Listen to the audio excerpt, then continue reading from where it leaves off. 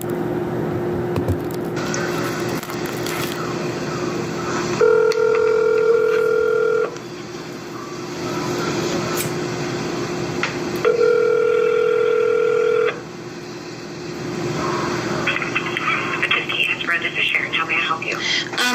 was calling for Mary. I just got a voicemail from her about maybe like 4 minutes ago. I'm sorry, you got a message from... A voicemail from Mary about 4 minutes ago. I was returning her phone call. And what was your name? Mariah Davidson. Hold on just a moment, please. Okay.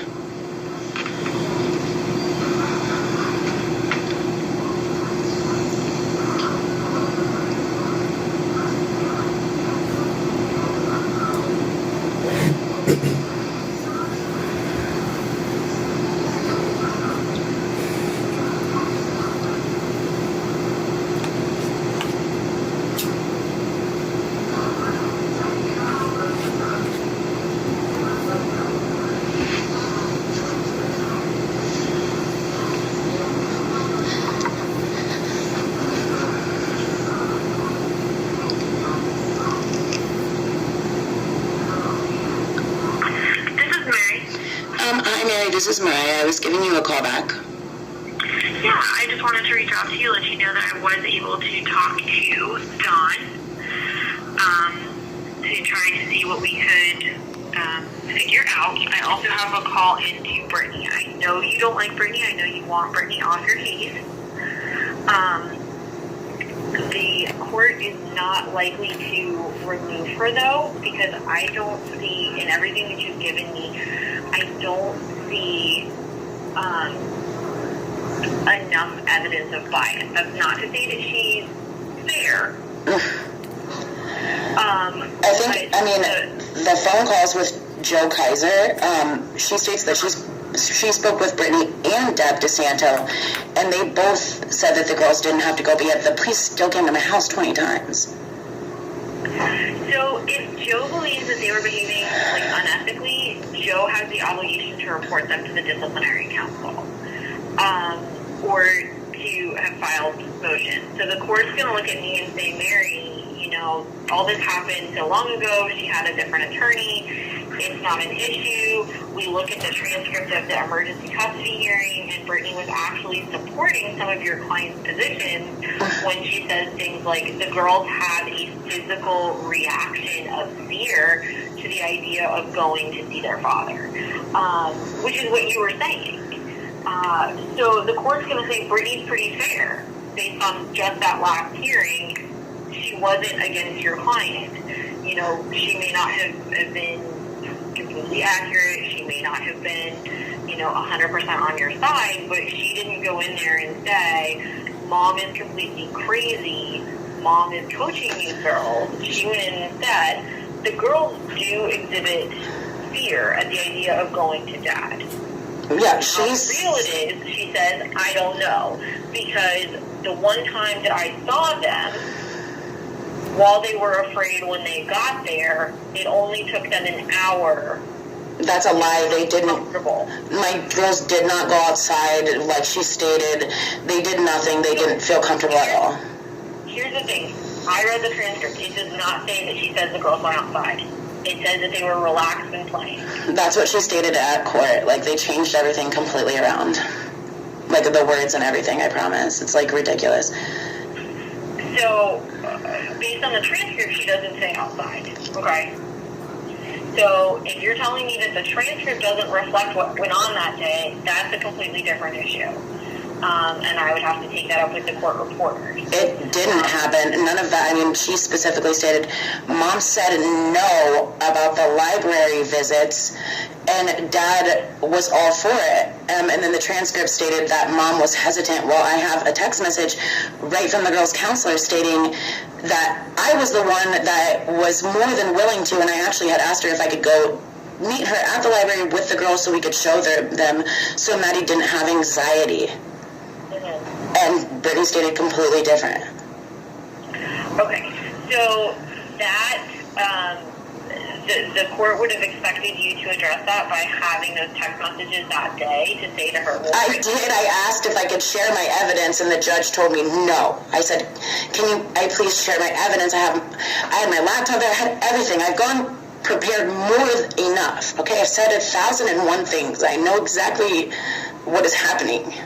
You know, it's just, everybody is literally biased because of Deb DeSanto. She's made everybody literally biased. It's insane.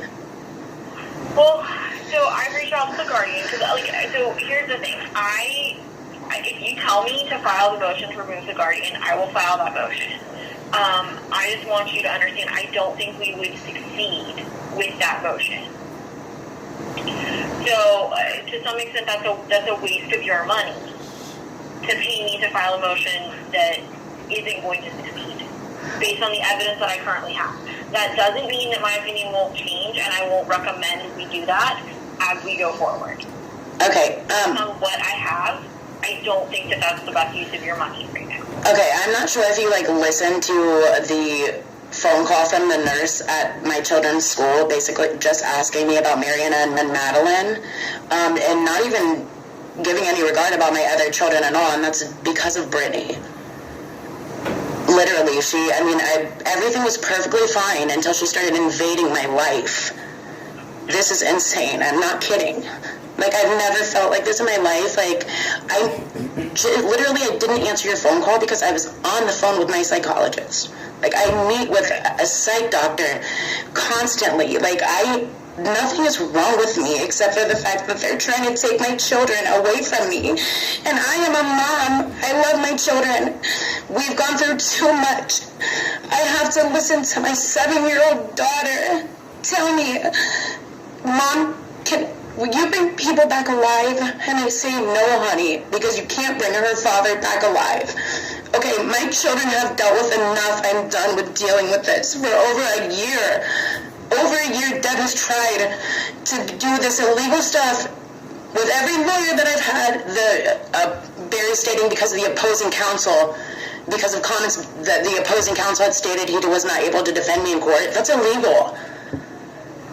And I've asked to share my evidence. I'm threatened with a strike motion on something that's so important. I literally just got an interim mailed to my house stating that Brittany's worried about my mental health.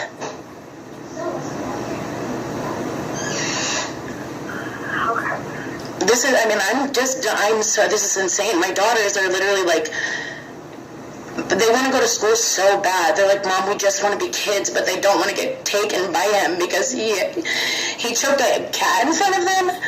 That's in the medical records. Brittany ignored all of that. I subpoenaed those clinicians to the courts so that they could speak at that emergency hearing. And they were told they were not allowed to enter.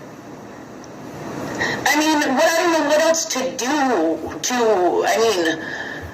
this is, I don't know, I just feel like it's insane, and this is like a Twilight Zone, and it's like, only happens in the movies. So,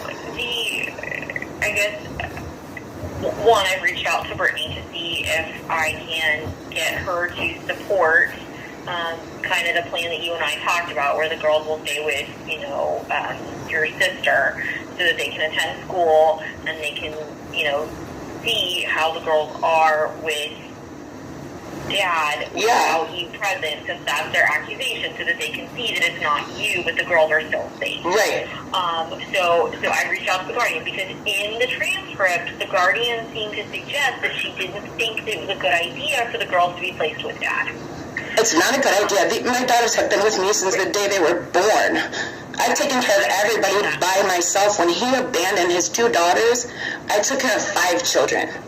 Okay? And I stood up every day for my kids, and my kids have what they need. I've never had one bad conference for any of my children at school. I've never been called during the day by one of the teachers to say that my children have done anything bad at school. My children are fine. We're fine. Yeah, and I'm not in any way trying to suggest otherwise. What I'm trying to do is figure out a way that we can keep the girls safe, but the guardian and the court see that the girls are genuinely scared of Dad, that this is not something that you coached them and instructed them. Yeah, and I get that, and unfortunately, the only way to do that is to basically put them in a less than ideal situation, which is to have them meet their dad. And so, you know, kind of trying to find a way to make that work, to let them attend their regular school and do those things, I think the guardian will probably get behind that idea. Okay. Which means we'd have to leave you as school placement, but we'd have to place the girl living with a family member. And I'm going to suggest your sister because I want somebody that you're comfortable with, that that at the same time the court won't say, oh, you know, there was Mom, she's just continuing to coach them, we're basically rewarding Mom for violating. No, and you have no idea how happy I would be if that would be the outcome, I promise. Like, that's all I want is for them to just leave me alone. And, like, I'm done, I didn't do this. And so then the other thing that I'm thinking of doing, if the guardian doesn't get on board with that, is filing a motion for emergency custody on your behalf, basically alleging that the court should place the girls with somebody other than him for their health and safety. Yeah. Because it's my understanding that Mary has told your mom that she's going to get a gun and kill her dad. Yeah, if she's going to go over there. And that's certainly not something that we consider healthy or safe for a child. He has assault rifles. If the guardian won't get on board with me, then I'm going to file the emergency motion and basically ask the court to place the girls with somebody other than you or Dad. Okay. Just so we can get them the help that they need and get them back on that even. Right. And I think that's why I said I'm not relying solely on the guardian's good graces here. I do have a backup plan of filing an emergency custody motion. Okay. To change that, and you know, if we have to take that to hearing, then I will re-subpoena all the people that you had come in, the clinicians. Any text messages and things like that you haven't already sent me that you were trying to show the judge, I want those. Okay. And then I will basically be prepared at that hearing to go forward. Because I do agree that there is a problem. I mean, I even talked to my law partner about what could possibly have happened that would have made Judge Gill behave the way he did. Nothing, except for them being like... He was wrong. It was. It was so wrong. So there was no evidence taken in that hearing. It was all lawyer argument. I asked them if I could see evidence. I know you did. And then I was arrested. And this is so not fair. Like, my kids just want to live their life.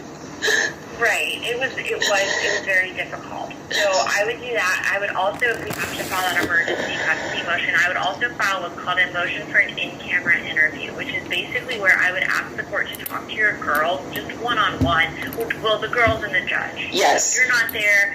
Dad's not there. Okay. But to do that, so the judge can hear from them exactly what's going on. And that's what I want. Right. So that's just a motion that we have to file to make that happen. The court has to, when asked to do an in-camera, they must make that in-camera interview. So that would be my position.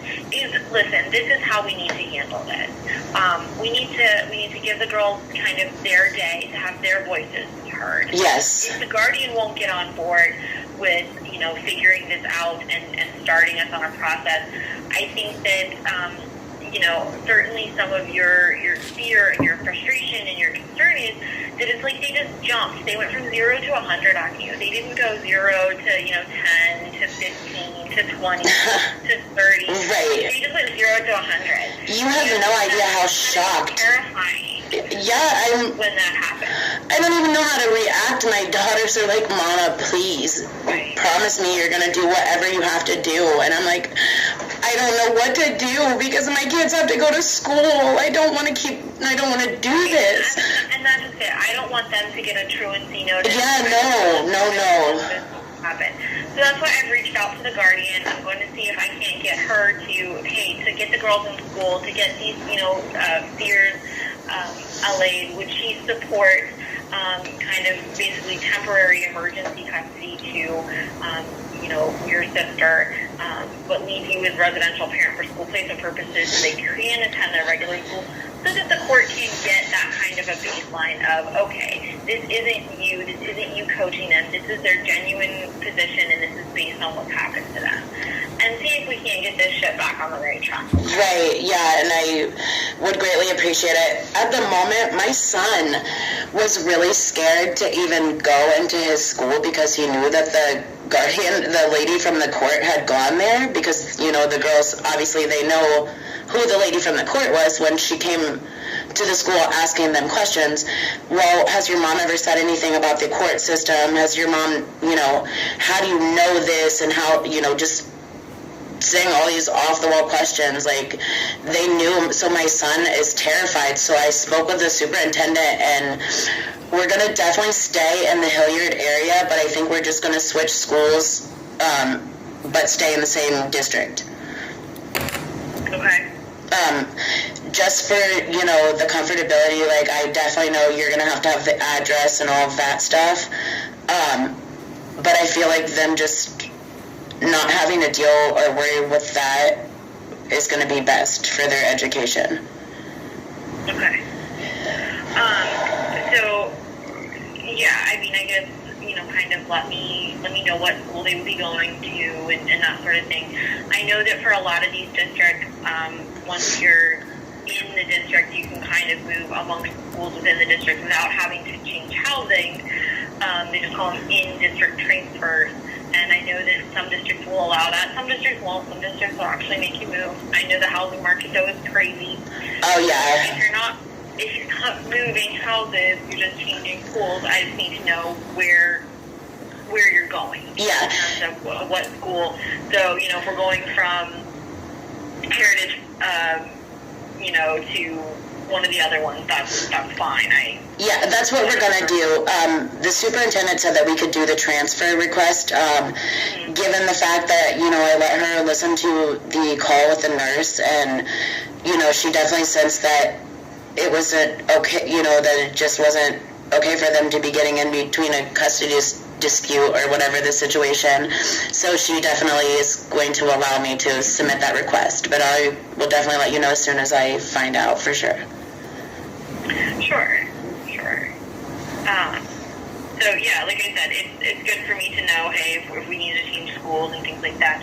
Certainly, at least for the girls, the twins, I would like them to stay in the same school that they were at last year if that was possible. Right. Even though I know that it can be a little difficult with, you know, comments the guardian has made and things like that, to feel like you're getting a fair shake. But I want them to have, you know, their friends around them. Yeah, Maddie's best friend. Her best friend is, like, so destroyed. His mom has called me every single day, and he's, like, counting down the days when Maddie's supposed to come back to school, and Maddie's going to come back to school. And I'm like, Mary's friend has, like, I can just see on my camera, Mary's friend comes and, like, knocks on the door every day after school so she can come play, and we're not home. And it's just destroying my life. You know, the best thing, I would be more than happy for them just to be placed with my sister, you know, because I'm ready for the court to hear that this has nothing to do with me. I gave him plenty of opportunity with his daughters, and, you know, that was his choice to do what he wanted to do with that. And I think it's so important that, you know, at least a 10-year-old child has a voice, you know, and I feel like they do. It's not as strong as like a 12-year-old. Right. They do have a voice. Yeah, my daughter Maddie's so like smart and like advanced, you know. She's just like, I don't even know sometimes, like, the stuff that she understands. I'm like, how do you even know that, you know? And it's like, she's very, you know, sophisticated. And Mary also is very intelligent and is more than willing. They want their voices to be heard. Mm-hmm. So, you know, and I'm definitely happy with you calling me. I really appreciate it, and I'm happy with the moves that you've mentioned. You know, I feel good. Okay. Yeah, so I know it wasn't quite as fast as you wanted. No, I just panic. I freak out. Yeah, but I don't like to waste my clients, money and Yeah. time by calling them, okay, nothing, still playing phone tag. So John and I even traded calls today before we were finally able to connect. Yeah. So, certainly we are working. Like I said, I've called, I left a message for Brittany to call me back so that I can try to get going on that and, keep the case moving. Yeah. Unfortunately, if Brittany's in trial this afternoon, she's not going to get back to me until tomorrow. If she calls when I happen to be in a hearing, then I have to call her back. Right, yeah, I get it. I definitely get that. I just, I'm like, every day that gets closer to, like, the court hearing that we were supposed to have on the 27th with the magistrate, it just, like, makes my heart beat really fast every time I, like, wake up. Sure, and so Dawn and I also talked about that, because right now the criminal warrant is tied to a cash bond. Yeah. So you could technically go in, post the bond, and leave. Okay. So one of the things that he and I are talking about was, if I can get Brittany to back a change, and we change the order so that you're no longer violating a court order. Right. That could, that would help him to resolve the criminal case. And again, you could just go in, pay, I think it's $1,000 is the 10%, and walk back out. I think they lowered the bond. It was like $30,000. Now it's like $10,000. Right. So to get out, you only have to post 10% of the bond amount. So you would only have to post $1,000. Oh, dang, that's a lot. $1,000 bond. So it's a 10%. So he and I were talking about that, and then he and I also talked about, okay, if I can't get the guardian on board and I have to file this emergency custody, and they set it with the other stuff because they like to do that, what is the game plan that he and I have then to make sure that when we show up for the hearing to have the girls heard and things like that, they don't just arrest you and give the girls to him. Yeah. And so, so I'm trying to map out, okay, how do I prevent that worst case scenario from happening but still get you and the girls heard by the court? How do we get rid of this criminal thing without jeopardizing our position in the juvenile case? How do we keep the girls safe without sending them to, right. all those things? Do you think it's best to do, go and pay the bond and then, do that? Because if that's the best, I will. So Dawn and I talked about that because I asked him that. I said, well, listen, if she just goes and she pays the bond, then she's out and, okay, we can do our hearings and then, we don't have this warrant hanging over her head. What would be the downside of doing that? Because I don't do criminal law here. Right. I've done criminal law in 10 years. I was a law student in Florida. And so I asked him that question, and his comment to me was, well, okay, she pays the bond and gets out. If she doesn't give him the kid, then the next thing that's going to happen is the prosecutor is going to allege that you're violating the conditions of the bond, which always, in addition to the cash, say that you need to comply with valid court orders. Right. And so then they'll do a bond revocation hearing, and then at that point the judge will say, okay, fine, give up the kids or stay in jail until you do. And we don't see any reason to trigger that and make that happen. If there's a way around it, like, for example, getting the order changed. So we're going to try to get the order changed, and if we can't, then we'll go through and talk about those other Okay. issues. Okay? All right, that sounds good.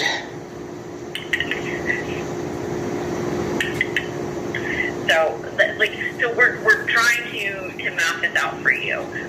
Right now it's a little bit nebulous because I haven't heard back from the guardian. I don't know if I can swing her around to our position this quickly. If I can, I think that's the best bet, is for us to get that order changed. Yeah. Then you can go in, do your cash out bond. We have a new order that you'll comply with. We move forward.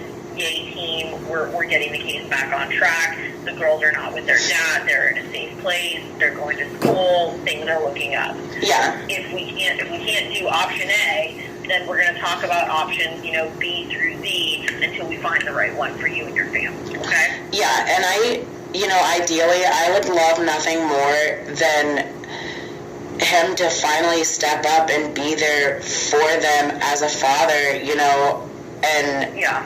invest the time. You know, it's not always about buying every single thing for your child. You know, I've invested so much love and time into my children, and we've been fine. We've had a good life. You know, my children have never wanted for anything, you know. I've been able to give them definitely what they need. And that's certainly got to be one of the most frustrating things about your case is no one's actually saying that you're a bad mom. Yeah. Which sounds crazy to hear me say that. Like, we're taking your kids from you, but you're not a bad mom. Isn't that crazy? It sounds crazy. It totally sounds crazy. And all I could get from it was that whatever happened at the July hearing with Judge Gill, you know, Judge Gill was mad that you didn't do something that she told you to do at that hearing, or you did something that she told you not to do at that hearing. And so it reads like she literally took your kids from you to punish you for not following a court order, which is not what it's supposed to be. Yeah. That is supposed to be handled by a contempt proceeding, not an emergency custody. Right. So I certainly am concerned that that's how it went down, and I certainly would make those arguments. But the bottom line is, like, it's just nuts. Yeah. And without talking to, you know, Brittany and talking to the magistrate and even talking to the judge myself, I can't really tell you why it's that crazy and out of control. So certainly my first priority is to fix it. My second priority is to figure out why it happened. I can deal with not knowing why it happened as long as I can fix it. Right. And yeah, I'm definitely at that point, for sure. As long as I can fix it, I don't care why or what. Right. We just need to get it fixed. Right. And that's certainly what we're working on. And I wanted you to know that I am working on that and kind of give you, okay, here are the plans that I have in motion right now, having talked to the criminal attorney and understanding where they're at, and where that case is. Because, like I said, I have another case, similar facts. No warrant was issued in that case. So it's interesting. So that's why I wanted to reach out to him and make sure I knew exactly where your case was, and then reach out to the guardian and see if I can kind of move things into a better direction, kind of by agreement, and then we can kind of start really pushing things, or if I have to take some of the other options. So once I hear back from the guardian, I will reach back out to you. And we will talk about our next steps then, okay? That sounds good. Thank you so much. I appreciate you calling. Yeah, you're welcome. Alrighty, we'll talk soon. Thank you. All right, you're welcome. Bye.